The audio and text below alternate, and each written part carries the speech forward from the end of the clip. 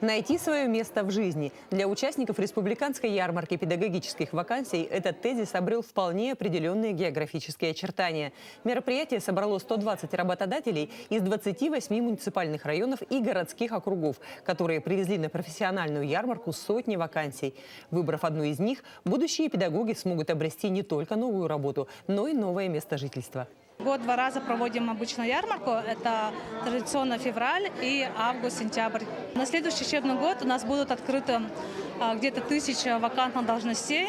И больше всего нуждаются в учителях русского языка, литературы, математики, истории и начальных классов. Организаторы ярмарки Республиканское министерство образования ставит целью максимально обеспечить учителями школы и детские сады региона. Основной упор ярмарка делает на молодых специалистов, которые только начинают свой профессиональный путь. Но рады здесь и педагогам со стажем. Привлечь и тех, и других может федеральная программа «Земский учитель», которая успешно работает в Российской Федерации с 2020 года. Приезжают по этой программе, работают очень успешно.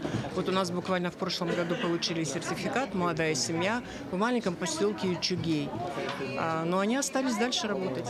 Сельские школы, они все обеспечивают жильем, поэтому туда более охотно едут. Зарплата, конечно, зависит от стажа, от категории. И все равно от желания учителя, самого студента, который получил образование педагогическое. Молодые учителя сегодня готовы к свершениям. Полные энтузиазма, они с интересом выбирают вакансии, не страшась отдаленных территорий и холодного климата, подтверждая истину о том, что учитель – это не просто профессия, но призвание. Я поступила сюда, чтобы стать учителем. И по мере обучения влюбилась в эту профессию и поняла, что это точно, мечта всей моей жизни. В принципе, можно было бы работать и в Якутске, и даже в каких-нибудь северных улусах. Мне кажется, специалисты нужны везде. Вакансий много.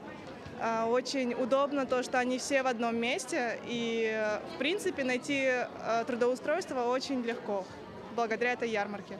Ярмарка вакансий проходит в течение дня, но соискатели могут узнавать о наличии рабочих мест в любое удобное время. Для этого достаточно зайти на сайт Министерства образования. Возможно, именно он поможет найти свое место в жизни. Анна Пшенникова, Илья Сыромятников, Якутск.